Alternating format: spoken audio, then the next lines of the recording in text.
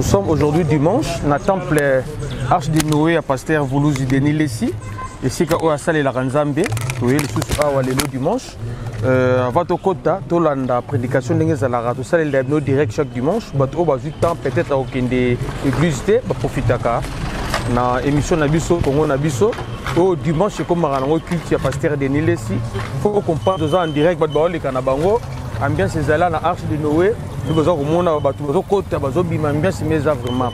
Donc quand la minute toujours côté na kati, tout la prédication mot pasteur de Lessi Voulouzi.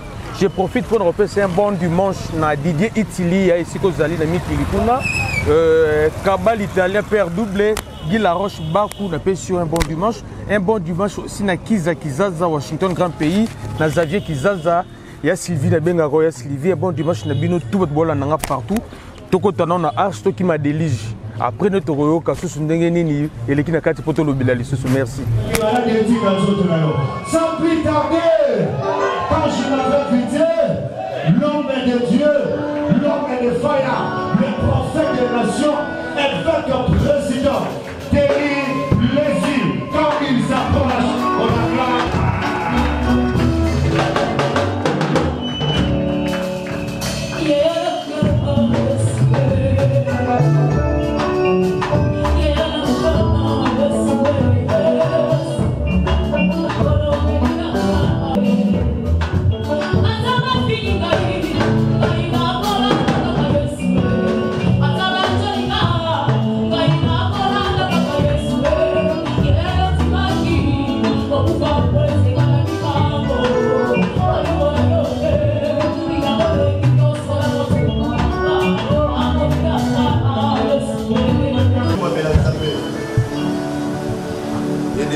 Dieu, au Seigneur de l'Assemblée, qu'il puisse pénétrer ton âme pour que cette loi que tu as prêchée puisse avoir l'impact dans ta vie. Il est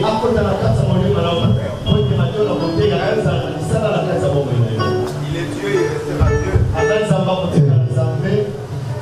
Et que les dispositions spirituelles puissent inonder ton cœur. Et que ton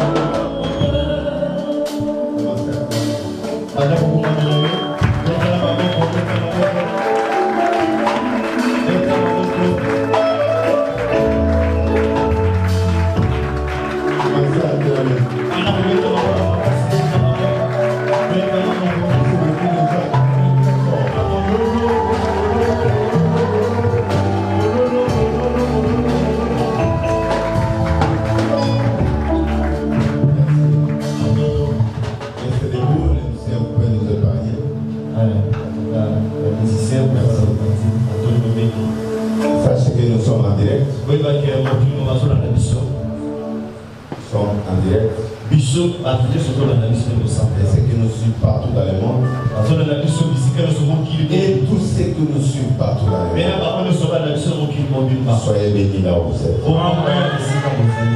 ne sais pas là. Le secrétaire, je ne vois pas l'alignement, mais je vais entamer avec notre loi, la loi David.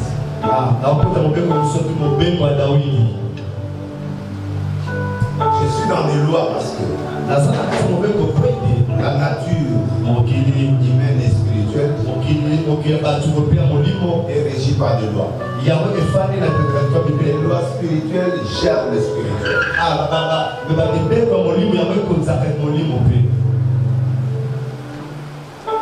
Le monde est régi par des lois. La nature elle-même est régie par des lois. Et les lois naturelles, surnaturelles et les lois humaines. Dans les lois spirituelles, nous sommes dans 9 mois où nous ne parlons pas. Parce que l'homme n'a pas maîtrisé ce que Dieu voulait. C'est pourquoi l'ange lui a rendu Mimoué où tu ne parles plus. Donc tu ne sais pas parler le spirituel, tu dois te taire. Dans le spirituel, ce n'est pas ce que toi tu crois là qui est réel. Tu sais, Tina m'a dit aujourd'hui, je me pose la question, qui est Dieu finalement? Comment Dieu peut permettre qui est papa, sa femme, et tous les enfants sont morts le même jour? Mais quel est ce Dieu-là? C'est ça le vrai Dieu. Est-ce que quelqu'un va me donner un amen? Je vais expliquer. Un jour, me pose la question hier. Un journaliste. Il dit, mais comment Dieu peut permettre qu'un roi vienne maltraiter les gens? Attends, je vais faire quelque chose. C'est pourquoi je suis en train d'expliquer des lois. Des lois spirituelles. Attends, je vais vous expliquer quelque chose. Dans le livre de Rois, je vous lire quelque chose. Si tu ne réfléchis pas à la place de Dieu, comme Dieu, tu deviendras fou dans cette tête des hommes. Si tu ne réfléchis pas comme Dieu,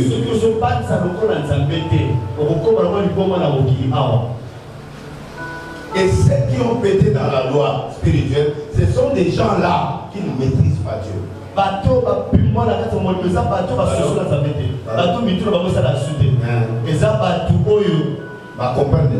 Amen.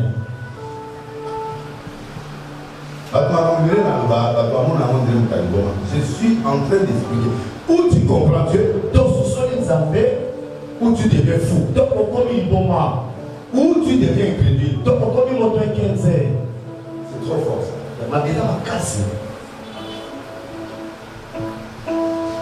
Ça dit beaucoup de gens ont perdu la foi à cause de ces choses-là.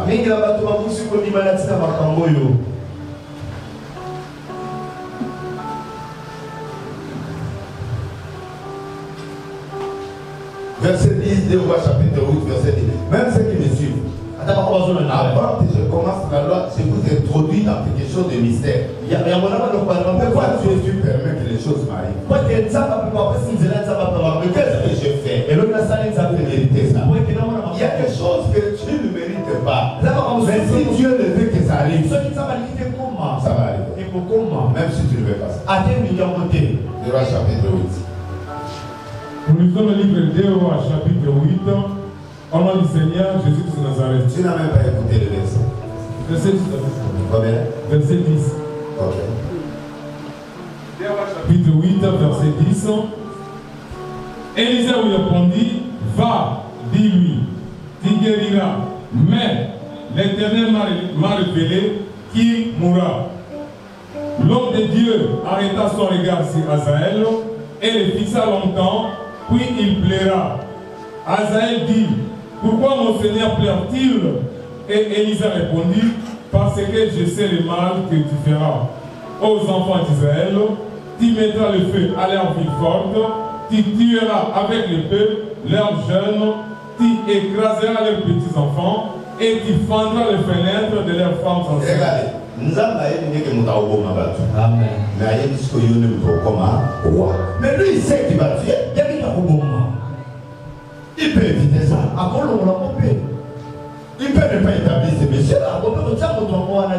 Mais il a des qualités. Ces gars-là ont des qualités plus que le roi en place.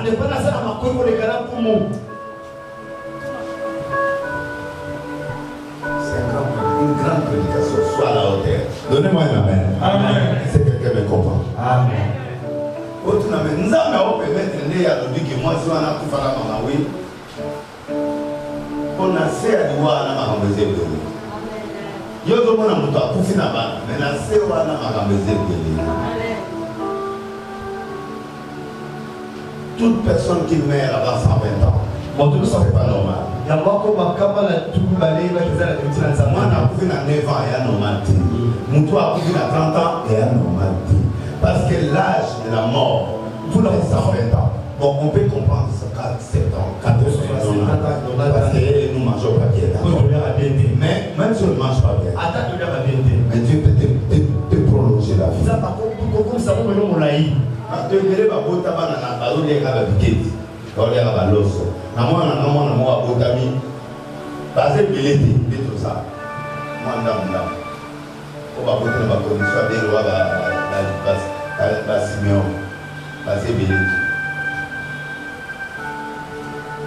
On a beau faire des boulevards, si on a 300 000 $ dans la coffre fort, là, ça compte mal.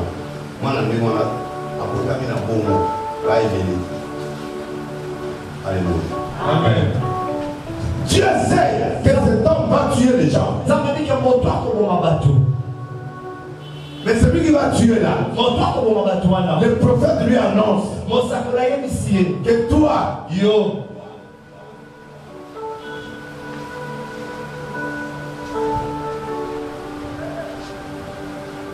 que toi, tu seras roi à la place de cet homme. Mais toi, tu es un assassin. Mais Dieu laisse un assassin diriger.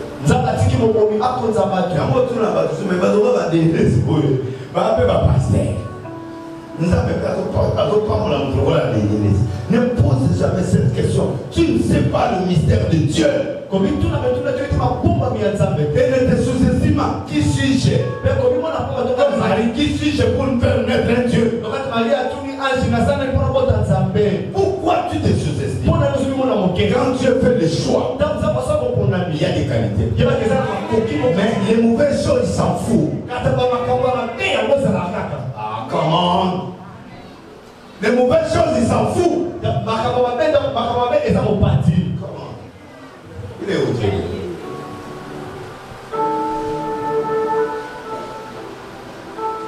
Les mauvaises choses en toi, il s'en fout. Et ta nizabé. Tu peux répondre l'idée? Voilà. Il est tué. Mais regardez comment il respecte Dieu. Regardez, je vais vous faire montrer quelque chose. Nous avons dit pour y éviter. Mais la carte, il a un bon fond. Amen. Lis ça. Toi, tu m'as déjà interprété pendant des années. Eh, monsieur. Verset 8. 8. Vas-y. Le roi dit à Azaël, prends avec toi un présent et va au-devant de l'homme de Dieu. Le roi, Amabo Makas, a yébisi Azaël, a mis Souaka que moi l'homme boué, qui nous fait sa prophète. Regardez le comportement d'Azaël et du roi. Le roi, c'est le patron du pays. Mais il va donner une petite offrande à Dieu. Mais regardez le comportement du Messie là. Vas-y. Va au-devant de l'homme de Dieu, consulte parmi l'Éternel en disant, guérirai-je de cette maladie? Azaël alla au-devant d'Élysée, prenant avec lui un... Comment les Bible va tout à terre? Ok, ma, battant la Bible, la tendresse au peu, c'est la moisse là. Bible est une tendresse. Révélation pose sur moi, il faut dans la Bible, ma langue. Ce que place au monde, au monde, mon thème, madame, il y a papa. Regardez comment il se comporte. Le roi lui donne un présent, mais regardez ce qu'il lui fait. Ça, c'est le roi qui lui dit prends un présent. Et là, on m'a dit, moi, là, on m'a dit, nous, tout le monde, mais ça, on ne faut pas. Il est là que vous voyez. Il y a ce comportement, malgré mais regardez son comportement. Vas-y. Azaël alla au-devant d'Élysée, prenant avec lui un présent. Un présent. Ça, c'est ce que le roi dit. Maintenant, lui. Tout ce qu'il y avait de meilleur à Damas. Tout ce qu'il y avait de meilleur à Damas. Na roi. Na yé. Na mongébélé. Bon. Dans l'offrande, dans l'année par rapport à son roi. Comment? La charge de 40 chameaux. 40 chameaux. Un homme qui n'est pas encore roi. Il prend 40 chameaux. Tout ce qu'il y avait de meilleur à Damas. Voilà ce qui plaît à Dieu. Quelqu'un qui l'honore. Quand tu honores Dieu, quand tu adores Dieu, quand tu donnes à Dieu, quand tu respectes le principe de Dieu, même si tu es sorcier, Dieu peut t'élever. Voilà. Au compte à l'eau, les zéros. Koban Nanda, les zéros. Koyemba bien, on m'a dit, mon frère, on va nous faire la télé, ce soir. Église de Boko. Église de Boko. Maman, église de Boko. Vous le bien, amen. Amen. Pardon. Mais il est un serviteur de Dieu. Ça dit, des fois, la vision de Dieu pour comprendre ça, il faut être un aigle. Pour ce cela, c'est la saveur, c'est quoi ça? À un endroit, on est fou. Nima. Tu vas comprendre quand on doit le leur un visionnaire de grandes choses de la vie, on ne te comprendra jamais. Si on te comprend, tu n'es plus grand. Regardez la différence entre roi et Azaël. Azaël est un bon motif. Azaël est roi. Si nous avons fait un motif, mais nous sommes comme roi. Moi, je me suis dit, malgré ça, la mabie. Mais je préfère mon tour.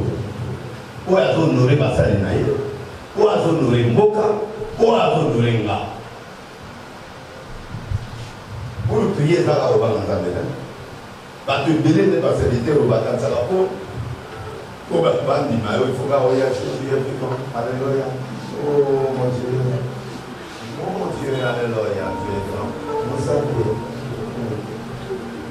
Et puis, ah oui, nous sommes à Kazakaka.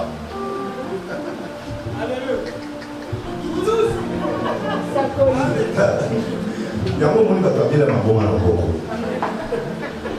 Donc, au moment où tu as Jésus peut naître. Mais écoutez, les gens là, il faut ça. Dieu n'est pas notre grand-père. Ce n'est pas dans les discours persuasifs. Il y a des choses que Dieu aime que toi tu n'aimes pas. Il y a des choses que Dieu n'aime pas, toi tu aimes ça.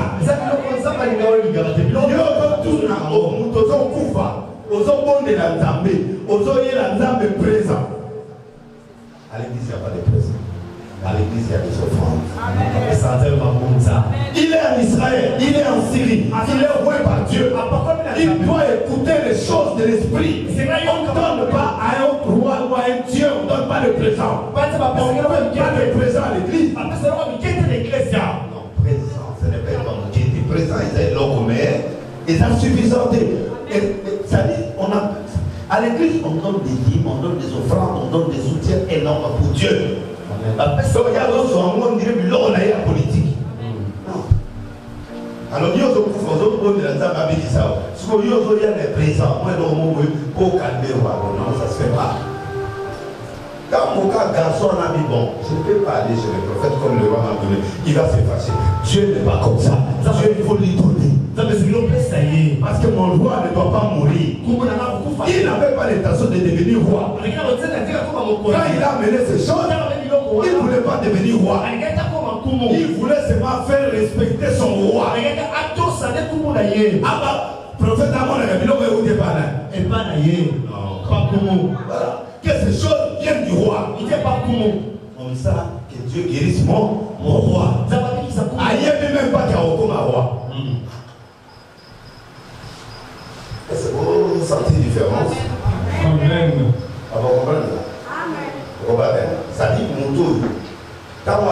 Après, c'est l'eau, ça, prophète, ça dit ça. Il y a des gens qui disent que il va être comme la roi. À mon cas, le président a fait à mon cas, pour l'exemple,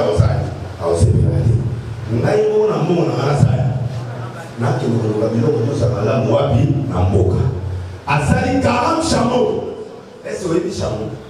Amenez 200 litres. Non seulement 17 litres. 40 chameaux. Chaque combien de litres? D'abord, on tient les mouvements de chameau. Combien? Soit 200 litres fois 40. Combien de litres? Non, vous avez la comptabilité, vous avez la presse, vous avez l'ingénieur, vous avez l'économie. Faites-moi un peu ces calculs-là. 40 chameaux. Chameau, moi, Amelaka, 200 litres. 8000 litres. Merci. D'abord, actuellement, il y a combien? 8000 litres dans la carte de il y a charge. Jusqu'aux charges, il y a bilan. Combien? Elle m'a voté là, tout ça me l'a dit. Elle m'a sauté la vérité, toi, l'aventurier. Bon, après, ça m'a dit de l'air, la réponse. Vous avez mécanisme dans ça, pour ça, n'a moto a été à 400.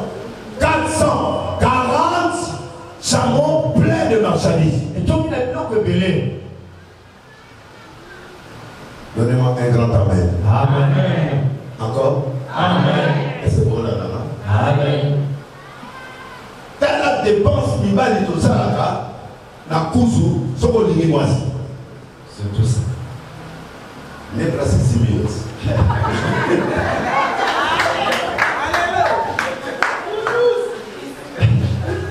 Yo qui sont en place là, il y a dit bien. Les places sont yo à la fin.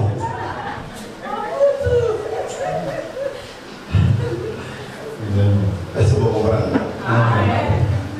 Moi, ça m'a fait aller à autant de tout dans le niveau mon même. 100. Suki. Au comité à la 500, dans le monde où tu as taillé. Bon. Mais au monde où tu as les deuxièmes. Offrande, le pasteur va prêcher. À venir ici maintenant, bien à 500. Jamais au monde on a des poids, on a 100 $, on va $200 parce qu'ils ne trouvent pas encore, ce n'est pas le moment de donner. Mais tu vas donner quand? On peut s'attendre au nuit. Aux offrandes. Tu vas donner $10 pour avoir mon esprit. C'est-à-dire, les gens ne comprennent pas Dieu. Donnez-moi un amen. Amen. Adiga introduction de souvent le nom Nemozo Bima. Ah, on a pas tout là. Pour comprendre les Nzambe, Azazambe. Acclamez très fort. Il est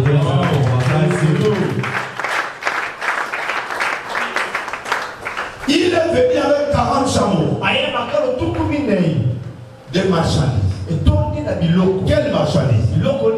Des gens, des choses. C'est monsieur le professeur. Tu peux reprendre encore? Azaël alla au-devant d'Élysée, prenant avec lui un présent, tout ce qu'il y avait de meilleur à Damas, la charge de 40 chameaux. Lorsqu'il fit arriver, il se présenta à lui et dit: ton fils Ben-Hadad, roi de Syrie, m'envoie vers toi. Est-ce qu'il a dit que moi, le roi t'a envoyé ça? Comment tu dis le Oyo, pourquoi nous voulons les bâtiments? C'est pourquoi on ne connaît pas Dieu. Ce qui est ok, Congo et Tata Nayo, au salut du camp. Nous avons l'église. Frère, mon baquet n'a pas pu avoir des mimos à Zarambo, et Belaï, à la noce à Belanaï, à Yabsenaï, à la combat de l'université. Des appels à Mahaouezanga. Déjà, on déconne dans le loi et à grand-mère. Tout le bien amène à autre. Parce que tu n'es rien.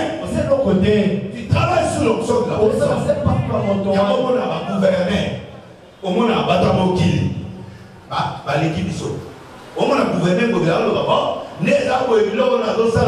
de qui? Du chef de l'État. Qui nous coûte des vies au flatté du saut de l'État. Oui, puis les chrétiens, nous sommes méchants. Il faut travailler parce que nous sommes ça. Votre épée là. Et c'est bon combat. Amen. Il a dit quoi? Ton fils Ben-Hadad, roi de Syrie, m'envoie vers toi pour dire: guérirai de cette maladie. Qu'est-ce qu'il a fait allusion que lui l'a acheté? Mais Dieu est fort.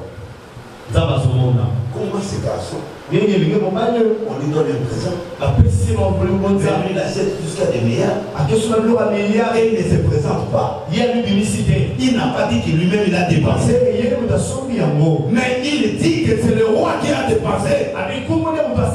Est-ce que le roi a dépensé? Non. Et voilà la noblesse de l'esprit. Voilà les gens que Dieu cherche.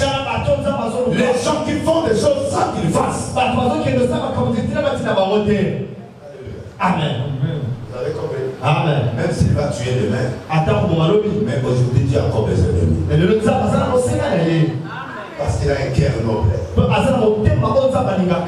Le cœur de Dieu. Il est humble.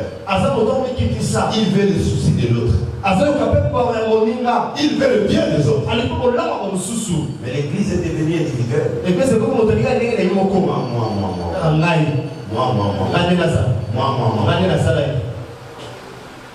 On n'a pas besoin de te voir. On peut trouver $100 dans le panier. On peut savoir, on n'a pas besoin de savoir qui voit. C'est Dieu. C'est pourquoi tu es devenu mal Congolais. Nous voulons le battu vivre. Mais nous ne voulons pas faire des choses selon les règles de la parole. Il vient au nom de son roi. Il vient que son roi soit guéri. Tu as compris que je préfère que l'autre la mère. Il dit qu'il va être guéri. Il n'a rien. Mais il veut la guérison de son frère. Dieu, quand il voit la guérison de ta famille, quand tu viens plaider, tu as les soucis de ta famille, tu as les soucis de ton père, tu as les soucis de ta mère, tu as les soucis du pays, tu as les soucis du quartier, tu as les soucis des autres. Pourquoi Dieu me laisse en vie? Parce que j'aime les gens. Et j'aime faire du bien aux gens. Amen. L'âge, je suis moi-même le premier partenaire de l'âge. Je répète ça tous les jours. Naza gêne. Nazi le pas on a oublié la PC ça. Nana moi on a bossé. Les amis na privé petit na connu. Bon, j'en ai beaucoup. Mais dans ça on a connu. Na pas l'église. Tant on va teke église na ma limité, la zone Singambongo. Nenga na prison ba bengani ngai na mkozi mwa sobi place wala po alinginga na kota na sia sokil na boyi abita kabara na o tala ba petino ngamu na jela ba mona sia sokil na pare na bango yo yaka ozo $600,000 par mois na bin net na tango la dena ba gambi kwa kitoko na la tadia kitoko na tadia na mbongo na ya muke wana avant pesa na kisi na boyi alisera ko ba kaminga aye pas propriétaire le pas je vous propose autant au chasser. Mais il y a beaucoup de gens qui ont dit que la réserve. Les gens qui ont parti à prison, ils ont dit que la réserve est là.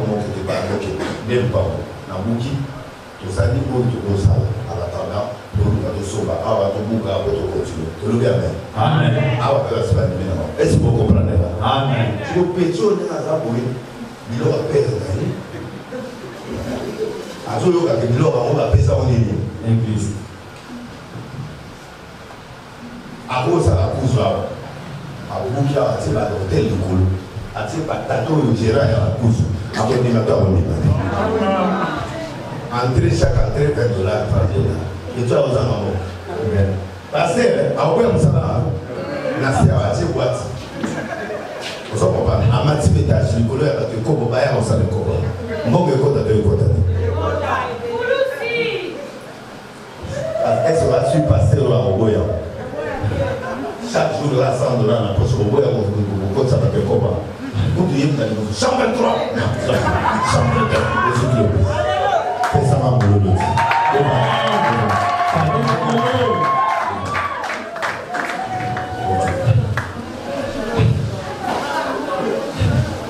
Quelle bête! Quelle bête!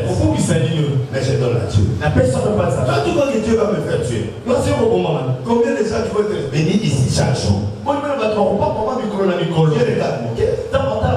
Mais ces jeunes garçons-là,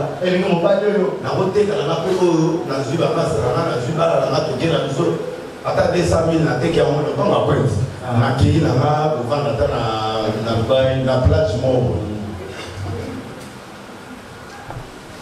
Artiki va nous soutenir dans la matinée, on a bâti tout ça, la ça l'ambiance. Est-ce que mon tabou maman a elle montre au dos maman tu vas carter la haine. Parce que ça, toi tu ne peux pas faire ça. Yo comme ça la bonne idée. Mais certaines personnes peuvent le faire. Bah tu ne peux pas comme ça la bonne. Tout n'a ailleurs que maman ça de la elle m'a 26 ans qui dit je te parle. Je te parle. Toi, tu as cette rage. Tu as fait tout ça. Et nous, les fils, mais nous, on va dire. Il y a mis le. Donc, la vie est très compliquée.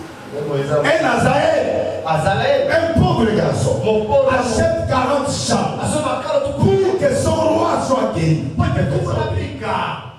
ça l'élément qui a touché Dieu. Il y a un liton et c'est Alléluia. Amen. Tu peux donner sans intérêt. Il faut que tu arrives à faire des choses sans intérêt. J'ai fait 13 ans. J'ai dormi 2 heures du temps. En votre année. 2 heures du temps. À ma chaîne, 48 émissions par semaine. Attends là-bas. En votre année. La scène déjà sur la 3 heures. Naïe là pour 2 heures du temps. Dans les 3 heures, dans 4 heures, dans 5 heures, dans ma émission. Dans la combien de heures à Pomi? 2 heures. À tout bas, il m'a ça. En votre année. Pardon? En votre année. Il y a un moment là-bas, avec 4, un moment à 13 ans, nous sommes à 25, nous sommes à 10. Votre année. Pour Dieu, pour la Zambé, a sacrifié vie conjugale. Amen. A sacrifié tout pour que Zambé batte les batailles. Babika. Je faisais 48 émissions par semaine. Oh, on va délai sur la moune, à ton fait manger dans des jours, on va délai, et c'est possible. Je fais ça 13 ans. Et j'ai payé par semaine 13 000 $. La zone de la poste, on 13 000 $. Fais ça fois 4.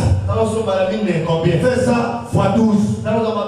Fais ça 14 ans. 14 ans. Au moins, on dépasse au Marseille. Pour faire le stade de Martinique que tu vois là, tu dois avoir 200 000 au moins. 200 000. Mais combien de fois j'ai fait Martinique? Combien de villas équipées? 9 fois Martinique. Ça là, on fait 250 000 $. Combien? Prends le palais du peuple. Prends les terrains serrés. Prends toutes les croisades que j'ai fait, le 4900 croisades que j'ai fait dans le monde. Tu sais combien de millions sont passés? Millions de pays. Je l'ai fait pour Dieu. La salle pour la salle. Il y a un ami que j'ai croisé à Paris. Il avait le fonds de 200 000 $. Je l'ai amené à 58 millions de $. Avec la 58 millions de $. C'est lui qui a fait le passeport biométrique de Kinshasa. Les autres ici. Il y a pas ça, le passeport biométrique au sommet là-bas. Si je danse ici à l'église du Pierre, à l'Irabalias, je venais à 500 € à Zobo à Manoyo. Est-ce que vous comprenez? J'ai mangé la ligne de sa société. Tu as venu à Paris, on a été à la société parce que la salle à la dans la tissée et sa boule. Dans le service là, dans la terre, au moins, les policiers, les gendarmes, ne sont pas connectés au labo. Il y a 4 personnes dans une semaine dans sa rébellion. Par exemple, on va donner 4 jours à Kekasho. Il y a des gens qui ont vu Dieu. C'est la patrouille à mon Nzambé. Tu comprends? Donnez-moi la main là-haut. Mon tout va faire sa main dans son instrument. Mon tout va faire sa main dans son campagne. Aïe, qui s'en a bien passé au monde. Parce que là, on peut se faire madame, nous, tout le monde, on peut faire ça dans la Bible, la commission millionnaire, jamais. Aujourd'hui, il n'a même pas un franc dans un compte. Donc, on a dit qu'on va attaquer les âmes. Ça va passer ici. Alors, on a solide. Les lois commis, notamment la manque. Les 56 millions à 0. Tu comprends? Donc, on a des grandeurs et ça n'a dit. Donc, quand on a magasin, parce qu'on a 50 reçus, on a 5 000. La smart to valide. 50 000 €. À 10 ans, Pierre Maï, mort là-bas. Là, il y a des on va faire ça. Namo na ebi na oza pièce à bien. Abi on les a volé ma pauvreté. Tout le bien maintenant. Amen. Est-ce que vous comprenez? Amen. Il y a des gens parlant comme ça, il y a des gens riches. Est-ce que vous comprenez?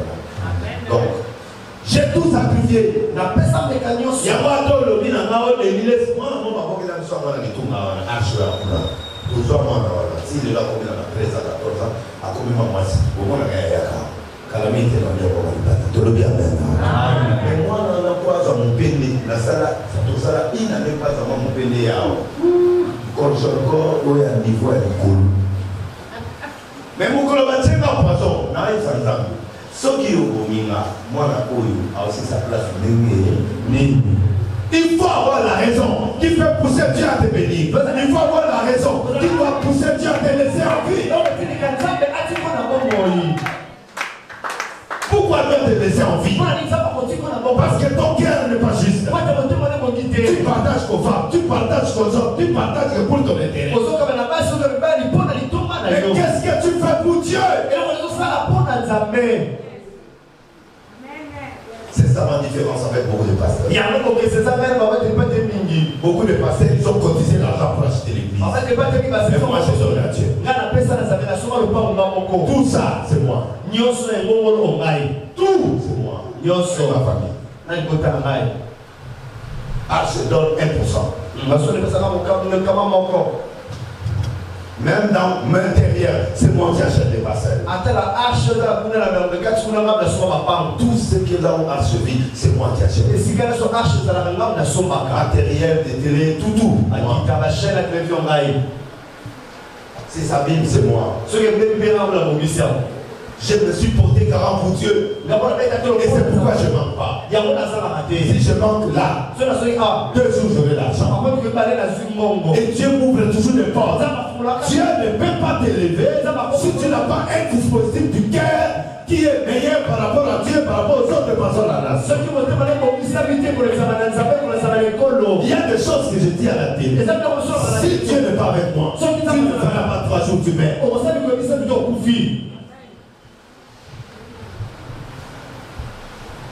Tala munda qui de concert na Paris va faire ma visa ngana TV na on a chiffré concert bébé là.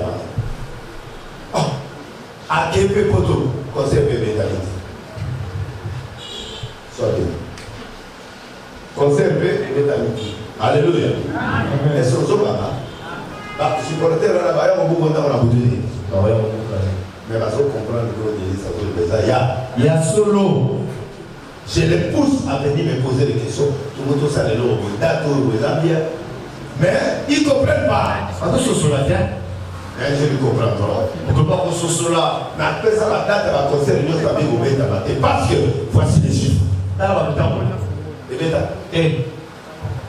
part Yaffa. Pourquoi? Parce que la consultation là. Tu le bien mettre la haute. On a expliqué le numéro. Quand tu n'as pas la considération pour les choses spirituelles, même si tu es, Dieu ne te regardera même pas. Qui que ce soit, un jour tu finiras par terre. Et les gens t'oublient. Mais Azaël a pris tout ce qu'il y a de meilleur. Pour Dieu, donne par terre. Pour Dieu, sacrifie tout pour lui. Pour Dieu, pourquoi? C'est celui qui détient l'élévation. C'est lui qui détient l'argent. L'or et l'argent lui appartient. Les gens me posent des questions. Les autorités les reçoivent. En qualité de qui? J'ai vu quelqu'un en train de commenter. Je te réponds. En qualité de prophète des nations. En qualité de sévère. En qualité de je défends la cause de Dieu et la cause de l'Église. J'attaque tout le faux. J'allais mourir éternellement. Les gens me cherchaient pour me tuer. Parce que je parlais mal à un pasteur. Tu peux faire ça. Je suis parti même au parquet. Qui peut faire ça? J'ai des enfants qui sont jeunes, qui ont besoin de leur père. Je prends les risques pour Dieu. Quand quelqu'un prend les risques pour lui, tu verras ce Dieu là sur ton chemin. Amen. Amen. Même mon fils qui a l'état d'Europe, il m'a dit papa, mais finalement c'est quoi? On a des amis quand même. Toi aussi tu peux pas. Et Jonathan, les jours où tu grandiras, tu comprendras qui je suis. Amen. Amen. Amen. Amen. Toi tu crois un homme comme un chef. Que les gens perdent. Peut-il m'ouvrir son cabinet pour que je montre à l'humanité ce qu'il a fait? Il a des conseils en communication, il a les TMC, il a, mais il dit, regarde tout ça. Il a comme si la Jeep, 120, 160 Jeep, et vous n'êtes pas un moteur à la ciment, tellement. Le patron là, il y a il y a un chef en communication à Bédacho. Voilà. Au moins, il y a l'homme a côté 60 Jeep. Oyo a côté par un chef pour avoir payé sa robe à ton aïe. C'est la personne qui réagit. Il y a combien de sociétés dans le beaucoup. Mais parce qu'il y a des nations à tous les gens à l'église, à tous à respecter, à soutenir les gens à l'église, à mon profit, à mon cabonaï. À quoi il y a? Marqué musulman. Et il y a un boutique qui m'a dit à la fille. La paix, ça va sur la robe, ça va sur la ballon, pour que ça va maman et âge. Donc, ça va maman âge, qui n'a pas maman de fois. Un musulman, après ça va 10 balles pour vous, après c'est comme en France. Moi-même, toi, tu as un téléphone, pour moi, la ville de l'Afrique, son père. Il y a des imams qui ont un amour qui ne peuvent débattre. Un musulman va faire ça. Parce qu'ils savent que Dieu est un cœur. Moi, nous, les artistes, tellement. Oh, les artistes, les gâchis, les gouverneurs, les amis. Et on va chercher à être raté. Je dis, j'ai un petit fou là qui est là-bas. Je peux le voir. Il dit comment ça s'appelle. Non, mais il n'a pas commandé. La vie, il est là, il dit, c'est qu'il est important, il est dehors. Comment ça s'appelle la vie? Il dit, comme qui? Alors, qu'est-ce qu'il a? La vie, mais il est pas être, mais regarde. Appelle la vie. L'homme appelle la vie, il va qu'il est dans la case. Alors, nous, elle va peut-être sur la civière à nous. Mais la somme ne plaît pas, tu veux quoi? À expliquer le problème. À résoudre le problème. Attends-moi ça. La minute n'est pas ouverte. À informer. Amen. Amen. Amen. Moi, te paie là. Et là. C'est quoi la loi David?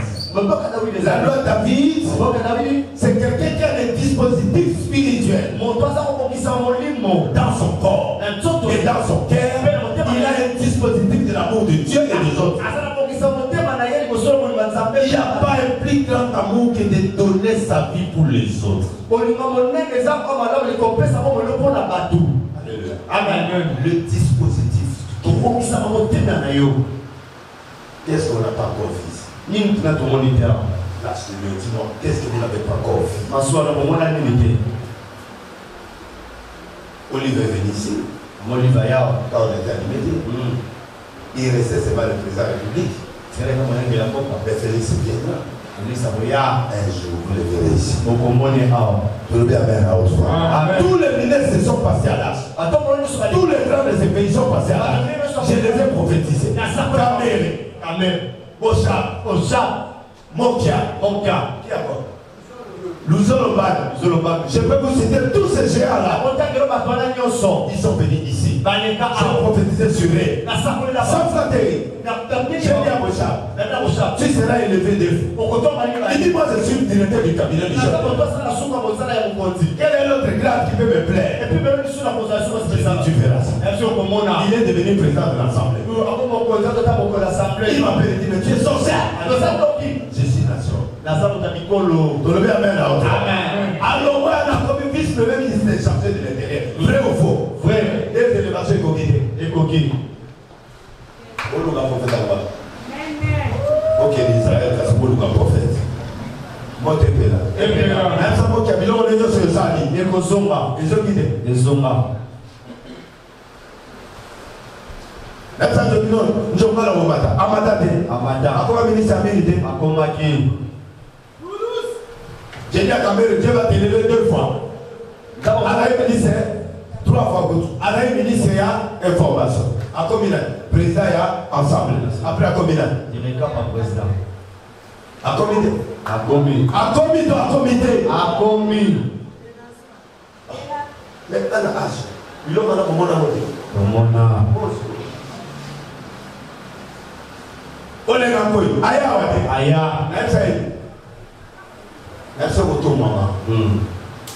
Avant Kabila Kende, 10 jours, avec le président. C'est ça. Vrai ou faux? Vrai. À quoi le ministre a transporté? À combattre. Le prophète a osé le créer à ça. Et comment les petits souvenirs dans leur tête? Ils oublient vite les choses. Autre la question, ah oui, maman attaque qui? Mais quand un prophète des nations est là, il n'y a que moi qui peux parler avec ces gens. Alléluia. Amen. Les frères, c'est pas bon. Je sentais que vous te parler aujourd'hui. À quel ouvert? Pour que tu comprennes la loi de la vie. Dieu n'a pas élevé David par sentiment. Dieu n'a pas élevé Azaël par sentiment. Il a mérité ça parce qu'il avait un cœur par rapport à Dieu. Alléluia. Amen. Premier principe. Servir même si tu ne vois rien. Servir les autres. Sers ta nation. Ce n'est pas la servitude. La servitude, c'est pas ça. La servitude, ça dit que tu es dominé par la famille. Ici, tu n'es pas dominé. Ici, c'est toi qui aides. C'est toi qui sauves la famille. Par ton Dieu. Par ton Dieu. Par tes affaires. Tu es en train d'équilibrer ta famille, ta nation, ton clan. Et ton église.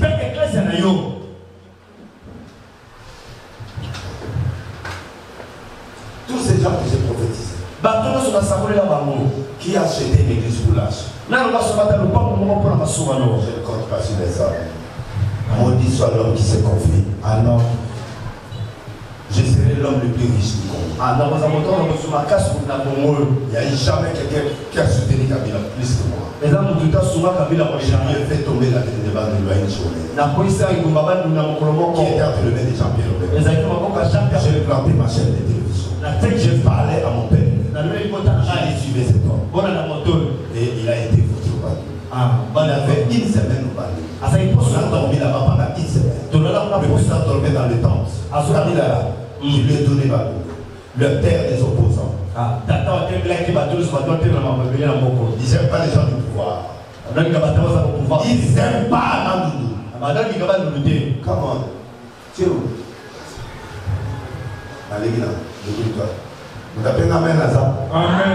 fait des choses dans ce pays. Alors je réponds à tous ces gens-là. Je mérite ça. J'ai prophétisé sur Sarkozy. Elle était là. Je suis parti en face de Sarkozy. Je lui ai dit tu seras président. Je dis mais moi je suis juif. Un juif n'a jamais été président. Je lui ai dit le jour où tu verras ça, tu comprendras qui je suis. Il est devenu président. Il est venu sauver le Congo. J'ai contribué dans ce pays. J'ai contribué. Quand vous posez la question, il est qui de l'Église? Demandez à Sarkozy. Il y avait des péticheurs à côté là. Mais il m'a laissé le temps de lui parler. Il m'a dit, si tu es prophète, dis-moi. J'ai mis dans ton sac là. Il y a une lettre qui vient du Brésil. Comment? C'est lui qui sera président du Brésil. C'était Lula. Il a fait le comité, envoyé une bague qui est là. Il y a une lettre qui vient de l'Algérie. Il demande des équipements de pompiers. Ouvrez les sacs. Il dit, tu veux les preuves? Je dis, ouvre ton sac. Il a ouvert les sacs, il a mis ça. Il m'a regardé, qui tu es? Je suis nation. Tu seras présent. Voici l'étape. Il n'est pas venu président. Vous n'avez pas vu des images et des photos? Mais qui a négocié aussi pour qu'il vienne? Aujourd'hui, la guerre de M23 était finie. Vous croyez que Dieu ne m'a pas béni? Vous allez me poser la question, qui est béni ici? Je m'adresse à la nation. Je parle publiquement que le monde entier me écoute. Alléluia. Amen. Je suis le seul qui est parti dans le Parlement brésilien à prophétiser. Et aujourd'hui, Lula est devenu président ce jour-là. Après quelques années. Vous ne comprenez pas. Quel est le prophète que vous voulez?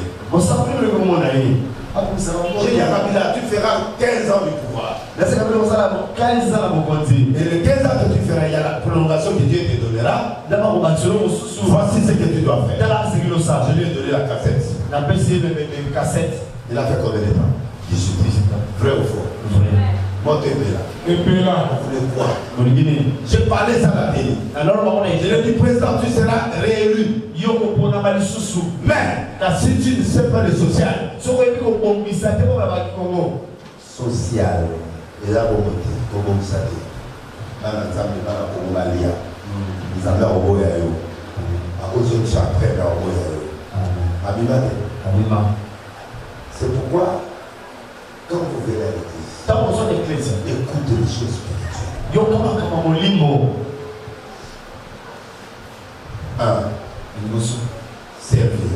Servir. David a servi l'élevage de son père. À 17 ans.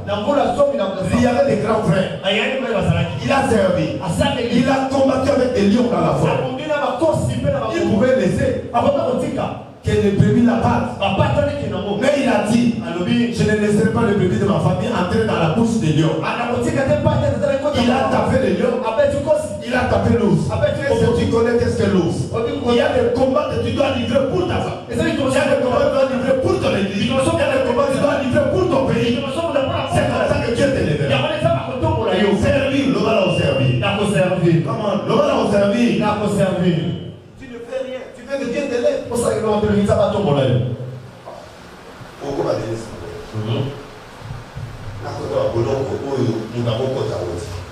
Parce que la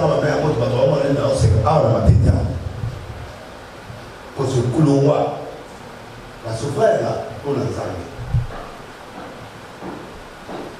à côté de la gelée, au monde a dit, bah, au Canada, 18 libères, a frappé par on a fait.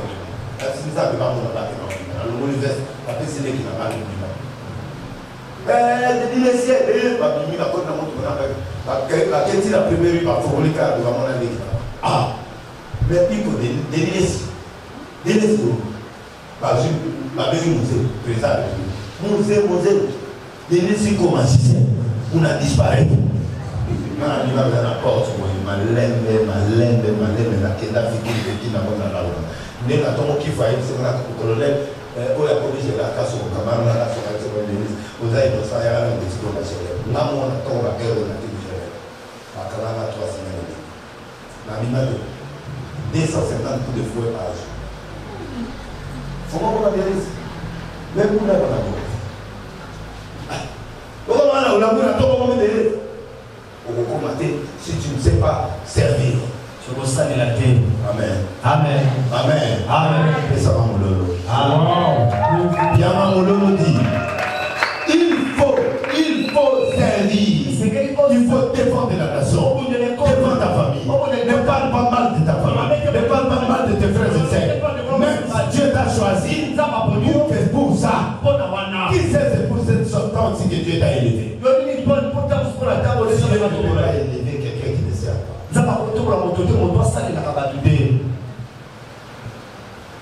L'égoïsme va à la place de l'élévation. Moi, on les a pour la maison, moi, on les a pour la maison, moi, on les a pour la famille, moi, on les a pour la famille, c'est comme moi, on les a pour ça. La place n'est pas l'élévation. Il y a un petit peu la part du niveau. Mission est au Québec, dans le niveau de l'os. La dernière aventure, mais mon pari m'a tout président pour ce texte. Si on nous a tous au Québec, on le va dire. Québec, on le va dire, président de la je suis le seul. J'ai pris le micro du président. Tu n'es pas le président de la TDC, tu dois être le président du peuple congolais. Il a démontré qui il est. Tu dois non pas ça, parlement, le président n'essaye pas. Dieu va te donner tout le parlement là. Alors, on est.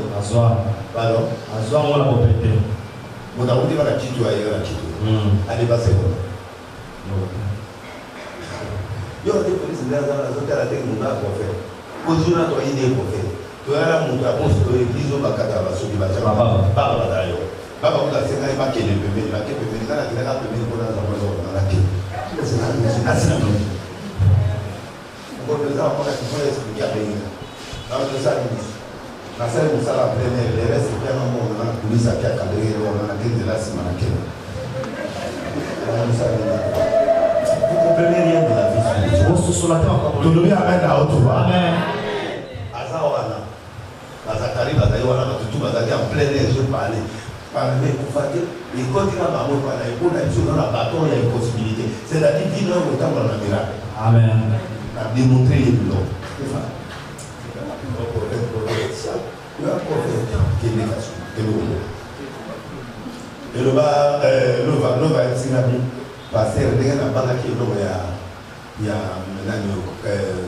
ça va me gaz. La vie c'est la zéro mise en mission montre la professeur lui coxi. Pour ceux qui comment on a payé conseil d'éliminer ici il a beaucoup na sur le nom de Sando dans la go. Amen. On va te dire si tu n'as pas de risque, tu ne seras pas élevé. Un prophète n'est pas prophète en parlant par le prêt.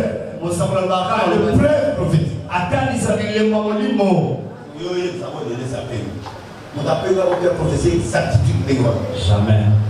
On appelle ça pas limité. On appelle ça pas parade. Il faut mon aller dans mon bénin. On a fait mon asso qui est le 28 telle date 1900 2022. Comment expliquer? Alléluia. Alléluia. Amen. Tu dois t'imposer. Ta marque, tu dois t'imposer. Les gens doivent te connaître. Et les gens doivent savoir que tu existes. Tu n'es pas venu déposer les gens. Tu dois imposer ta marque dans ce monde. Ça va être moi, c'est moi. Moi, je dois moi citer.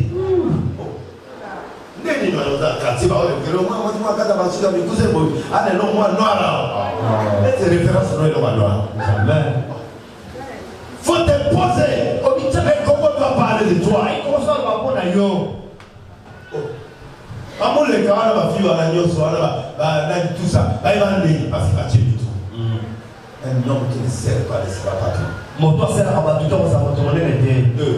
Ne force pas les choses. Comme ça, on va capacité. Ne forcez pas. Mais sois persévérant. Un persévérant, c'est celui qui ne laisse pas sans avoir vu le résultat. Mon toit a pu comme ça, mon toit a pu quand même avoir kama. Mon toit a pu.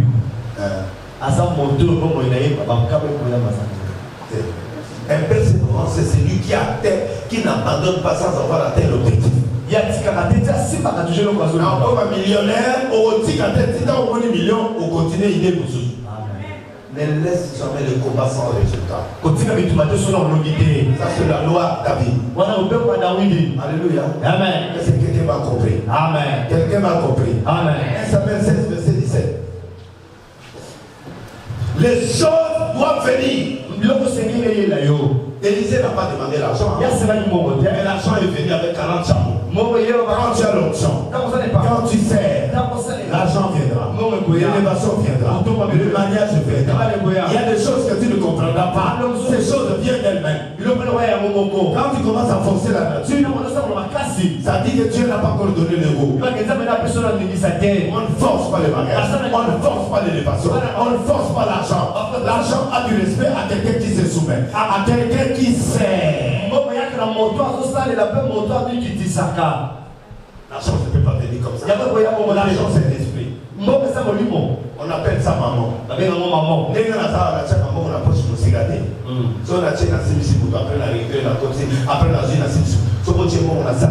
une semaine. Un jour parce que Mongo et pourquoi on a fait des banques par la classe parce que Mongo se vendait dans d'autres pays, continue l'esprit à maman. On va déposer ça. Monte là.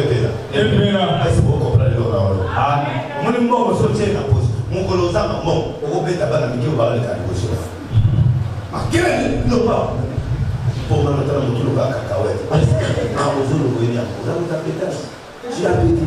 Tu le dis. Nous devons ça là. Le président amène 3 fois. Amen. Amen.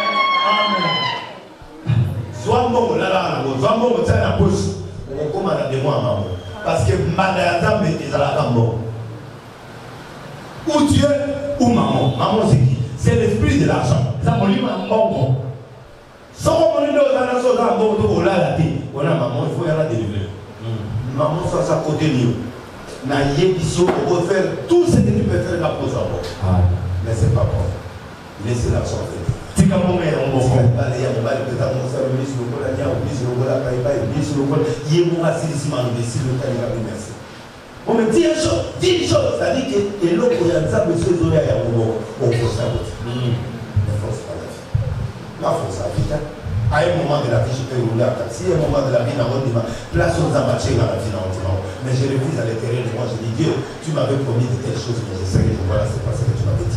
Mais j'accepte d'être comme ça. Mais sors-moi de cette situation.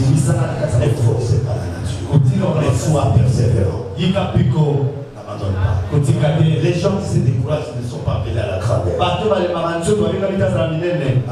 Amen. C'est Dieu qui connaît ton destin. Oui, tu veux dire 1 Samuel 16, verset 17. Oui. Saoul répondit à ses serviteurs, trouvez-moi donc un homme qui joue bien et amenez-le-moi.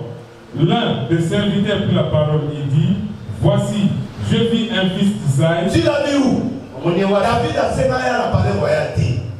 Aluka et Koluka. Après, c'est pas critère. Moutoua Royal. Il faut que ça garçon va télé ma vie na yo kale na mona garçon moi obeta ba yo na ba cause nous avons va la première na bisoté mais yo a forcer le a forcer le balade il va aller vous voyez. Vas-y, avance. Je vis un fils d'Isaïe. Attends, il a comment tata. Bethlémite. Il n'a pas forcé de venir au palais royal. Ouais. Qui sait jouer. Oui. C'est aussi un homme fort et vaillant. Abunanani, quoi, Bunagana ba cause le ballon. Il y a pas qu'à on est. Car ce que ça va exploiter, bouillir dans le bouquet. Nous avons de notre panzara Samoya, Motu. Et avant, nous avons nous avons pas d'autres, nous avons ce qui tombe, il faut pas la bonne. Nous avons eu le ministre qui a commis les forces, laisse les choses. Et les non, mais il faut forcer ma santé. Si quand il va aller là, si quand mon soleil est là-haut, ah, papa, nana qui est au droit, David. Hier, vous avez vu comme ça. Vous savez ça. Vous savez qui Anda wana. Saoul la zana. Kala sommer mo we asala banyama na ekuna abeti ba osule na samba ba mona témoignage mo yé ba yo zoyer ti na palais royal. Mesdames et messieurs, on toque. Fort et vaillant, un guerrier. Ça c'est les gens qui témoignent. Papa passe au tato là. Ça là kama solo a bien placé au tableau là. Si tu as une trace de ce qu'on a, si tu as un bon témoin de ce qu'on a, si tu as un pacte partout dans les canaux, et tu verras la chose viendra te changer. Oui. Parle bien et dit belle figure, et l'Éternel est avec lui. A confirmé que nous avons pas Azanaye. Bon, moi, je suis donc, si on dit qu'on va au salaire là, il va avoir mais au moins, nous sommes honnêtes, il faut ça. Il y a toujours un premier président, un premier ministre, il y a la capacité. Mais il y a toujours quelqu'un qui est capable. Amen. Nous avons pour faire des nations, nous avons Amen. Soit dans la loi David. Amen. Nous avons tout dans les soins. Maintenant, nous avons bête de l'eau dans le vide. Bateau, bateau, va témoignage. Pas ça. Nous avons on a le moment de ma photo, on va photo va vice-président à l'Assemblée. Et c'est besoin de mon chambolet.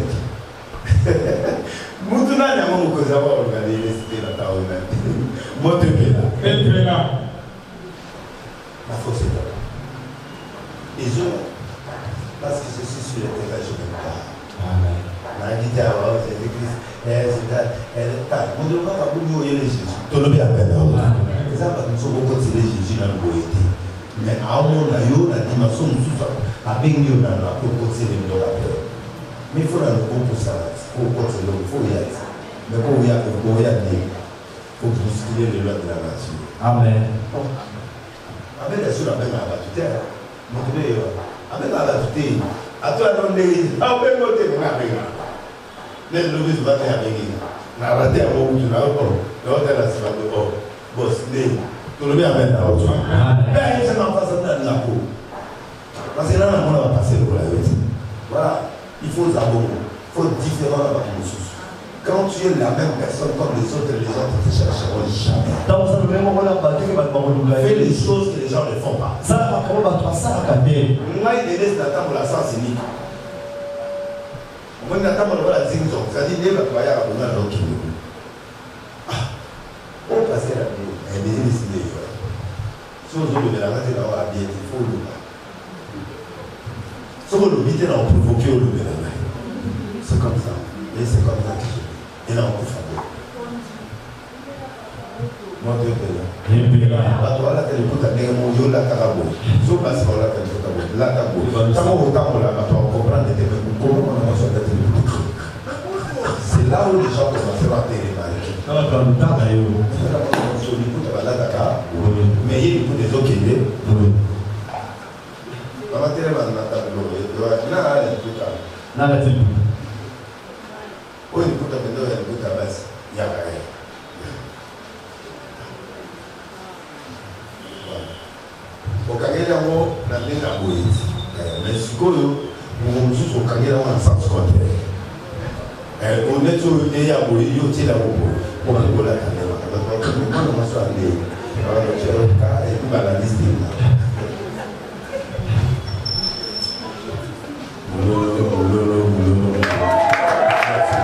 troisième élément, il faut savoir défendre la nation.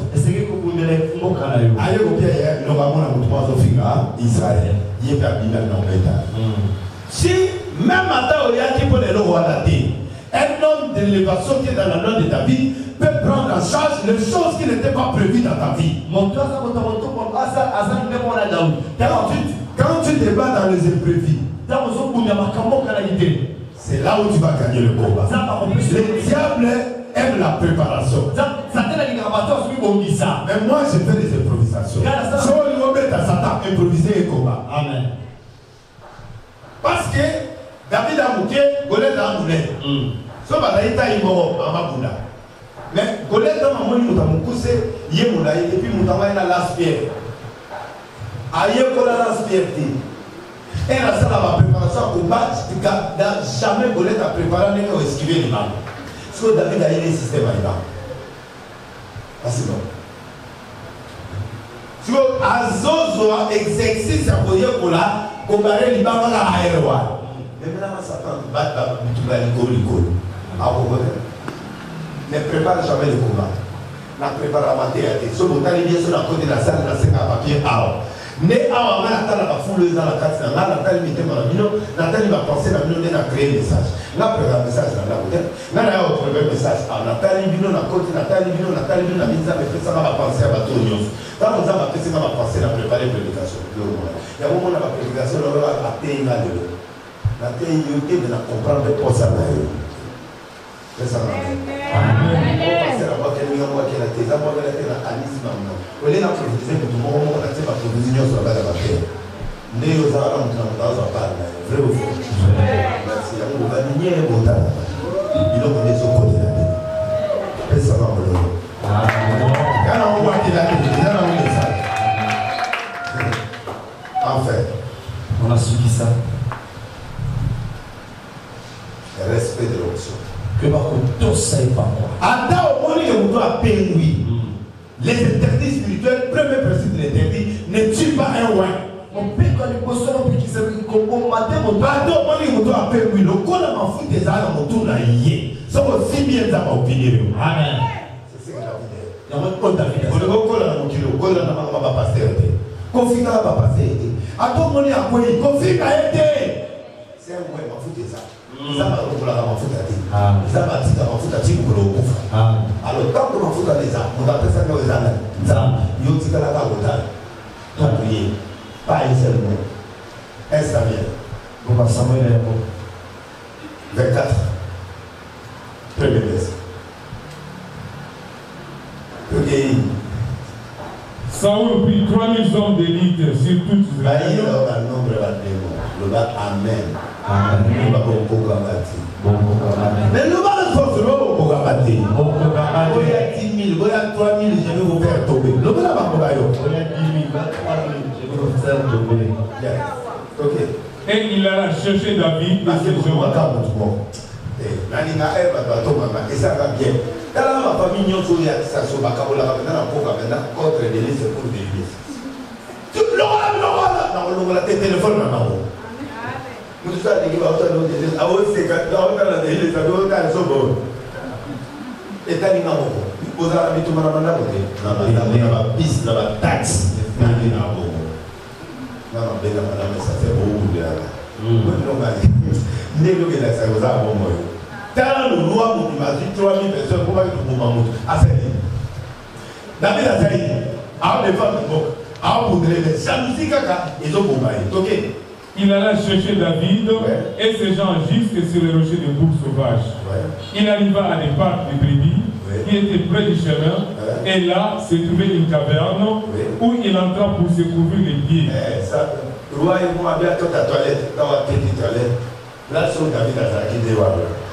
T'as l'air à y aller, ça va dans ennemi na yo, à y aller. Ah, Zambé. Soit Zambé, alors l'ennemi na yo. Ok. David et ses gens étaient au fond de la caverne. Les gens de David lui quel bon entourage. Ceux qui tuent les hommes de Dieu, ceux qui tuent les hommes politiques, ceux qui tuent beaucoup de chrétiens, c'est l'écoute des autres. La foi vient de ce qu'on entend. Mais il y a deux sources. Ou le monde, ou la parole de Dieu. Tout ce qui ne vient pas de la parole de Dieu ne créera aucune foi dans ta vie. Mais ça va te créer des problèmes avec les gens. Les gens de David lui dirent, voici les jours où l'Éternel te dit, je livre ton ennemi entre tes mains, traite-les comme bon te semblera.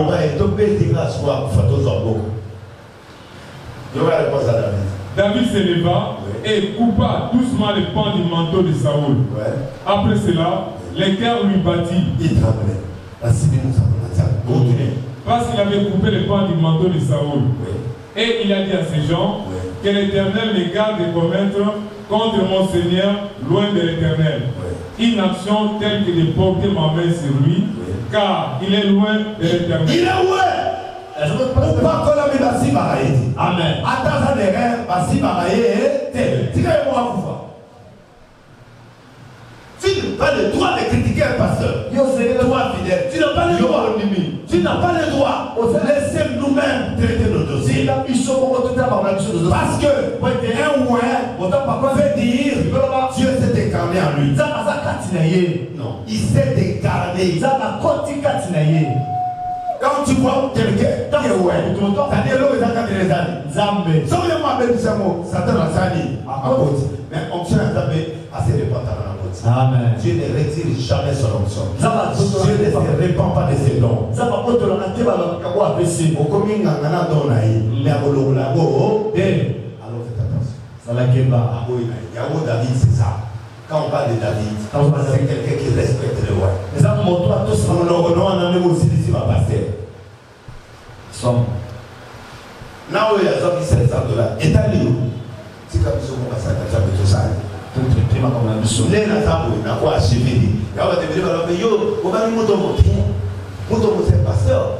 C'est mon aîné. Je peux parler ces choses, mais je ne peux pas l'achever. Tu le amènes à haute voix, parce que c'est vrai.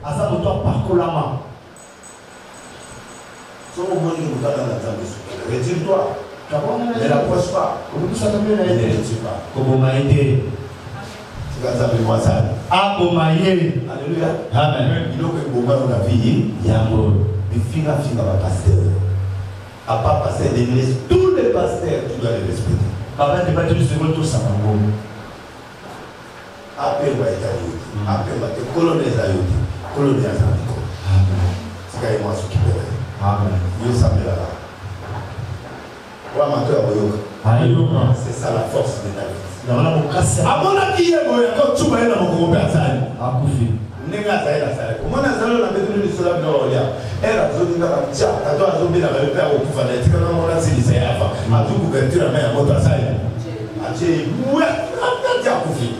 Prophétie que vous êtes évalué. M'a dit à que ça va donc, quand on vous fait ma mère, à la ligne au moment, là, t'as la ligne au roi. Dans la cosa. Amen. Mettez la sur la boue. Enfin, c'est la protection de Dieu. La loi David veut dire servir, même si ne force pas. défend la nation, respect de l'onction, protection divine. À la fin, c'est Dieu qui te récompense. Vous êtes vacciné à protéger. Amen. 1 Samuel 23, verset 127, on clôture, on prie, on part. Ok. Et David avec ses gens de l'autre côté de la montagne. David fuyait précipitamment pour échapper à Saoul, mais déjà Saoul et ses gens entouraient David et les siens pour s'emparer d'eux. Lorsqu'un messager vint dire à Saoul,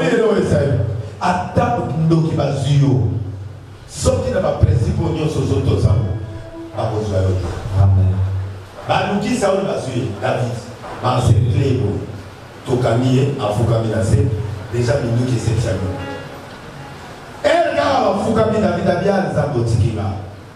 Baye na lito ya roi baye sekuna baboto limboka. Tu as des choses où on continue dans David au Bomae. Kuna mboka yosa. Donc solo bomi David kuna baboto limboka au limini. Où tiki David kuna yosa. Oza roi ponani. Pona mboka. Solo mboka ki. Regardez comment Dieu peut te mettre entre les marteaux et la plume. Dieu mettra tes ennemis entre les marteaux et la plume. Comme dans la situation où on a la carte au Bima sauté. Amen. Non, au Bima. Amen. La loi David va te faire sortir. Amen. Au nom de Jésus.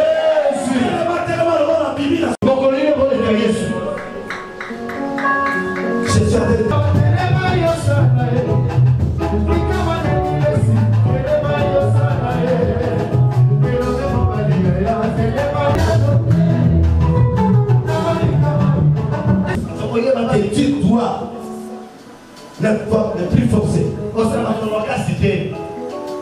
Tu dois défendre. Tu dois respecter les anciens. Et tu dois être protégé par Dieu. Genèse. Toi.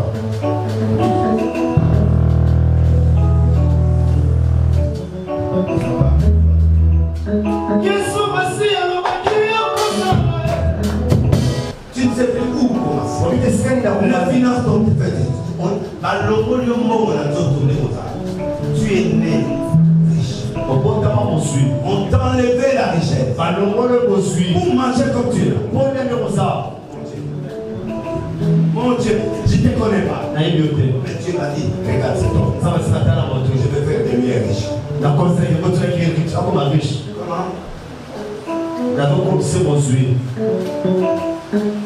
Côté paternel, comme il y a deux femmes qui t'ont pris, qui t'ont mis dans l'eau. Par respect de famille, j'allais citer le nom. Et une de tes tantes, il y a un enfant, une fille, qui a pris ton étoile. Vous êtes presque de la même génération. Il est parti l'amener sur ma Congo. Il est enterré. Je l'étais sorti aujourd'hui. Tu souffres comme tu es là. Je vais demander à une personne dans cette salle. Aujourd'hui, je t'ai donné $100 ou $50. Tu sais, il faut que tu manges l'argent de Dieu. Je suis prophète des nations. Faux. Prophétisme la cause à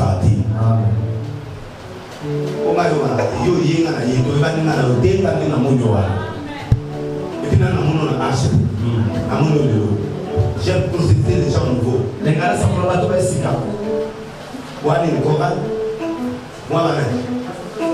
Association. Yaba Ajimo. Yo Yaka.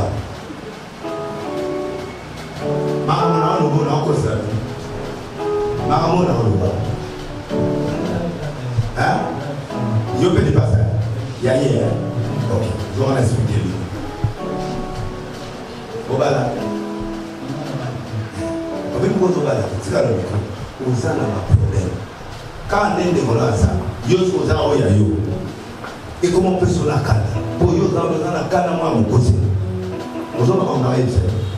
On dit, yo ça va un peu. On dit, pour la pétage, donc, sans que vous ayez nous t'aimons, nous la posi, hein? Il y a ça moi tu sais, il y a ce qu'on a. Mais vous comprenez. Vous avez le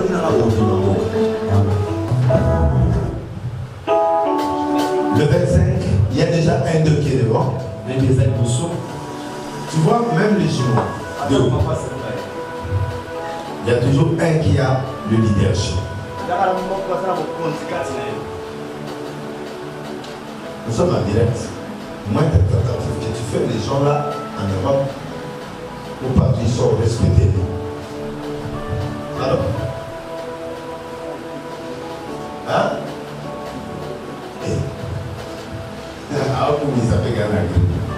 Nous, vous voyez l'église, vous allez regarder. Les dieux que je sais, va te guérir. Nous, comment il met la moquette? Pas forcément. Personne. Je te guéris au nom de Jésus. Je te bénis au nom de Jésus. Que c'est ton transport, se transforme en médicament. Bon, va. Non, on va te le dire. Bon, va. Faut t'oublier. Oh. Du nouveau salon. Deux veut dire confusion. Votre vie commence par la confusion. Termine par le chiffre de la résurrection. Quel que soit ce que vous aurez comme problème. À la fin, Dieu donnera la solution. Je continue le calcul. J'analyse d'abord les chiffres. Le chiffre 5. C'est le chiffre des maladies guérissantes. Pourquoi assurer beaucoup de maladies? Même c'est 5. Quand vous voyez 5, c'est la maîtrise de Jésus. Il y a des choses que Dieu doit guérir.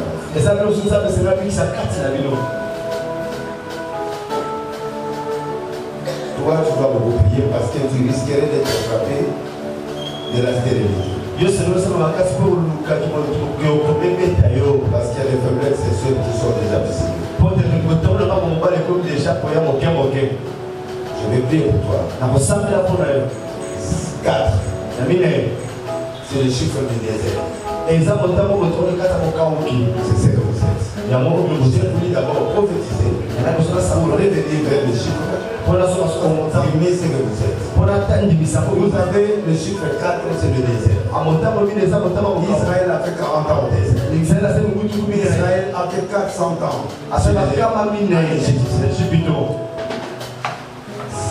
Vous êtes à la fin de votre souffrance. Vous allez entrer à la terre promise à la gloire. Voilà pourquoi l'année prochaine vous allez voyager.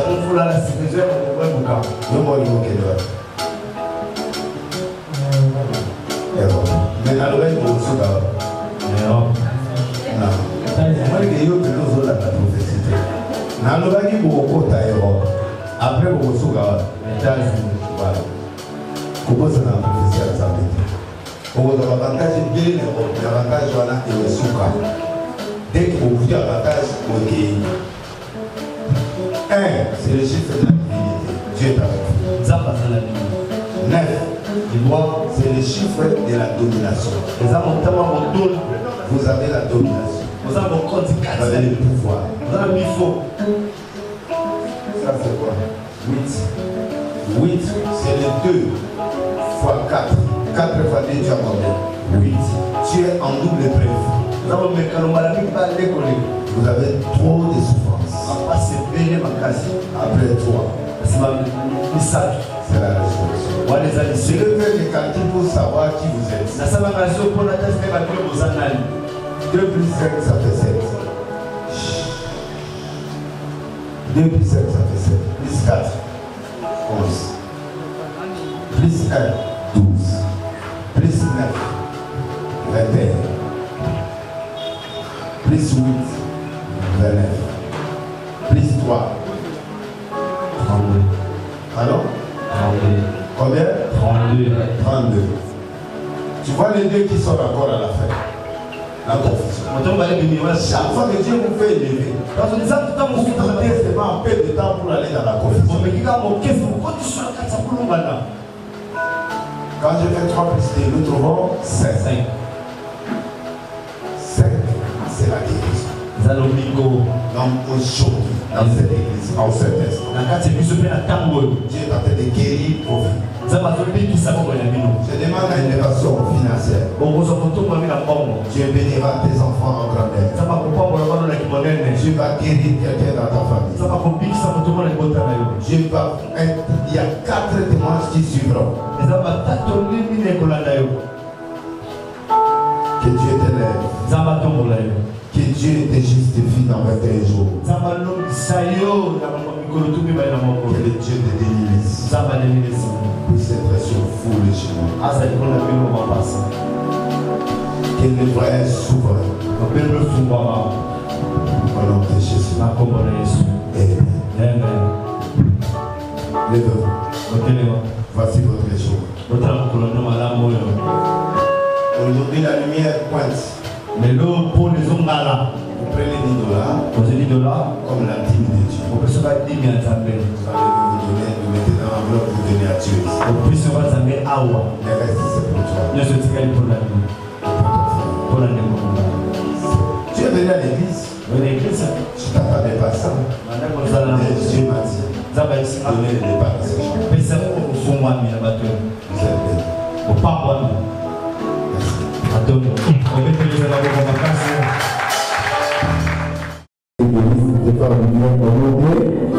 Je m'excuse pour le retard. Soyez bien. Ouais, bonjour Ndeko. Bonjour. Ouais, bonne santé. Santé za malamu. Na moni bino bilongi kokana, makamutuza kokana. Est-ce que vous confirmez que vous avez jumeaux? Oui, exactement, tous avez jumeaux. Ngai Ntimba ye Yonani. Nzuzi. Nzuzi. Bon, OK. To moni bino en église Arche de Nouveau Pasteur Denis.